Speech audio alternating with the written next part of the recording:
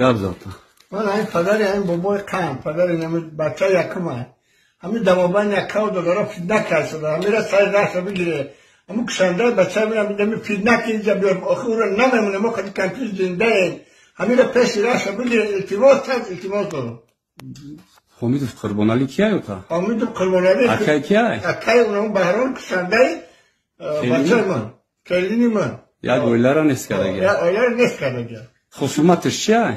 خصومت نمی با همون عینه و نمی کلا را خدمت این بچه خودش دیونش کلاش کار نکرده سر این بچه را و همه دیسای راست میگه التماس کرد التماس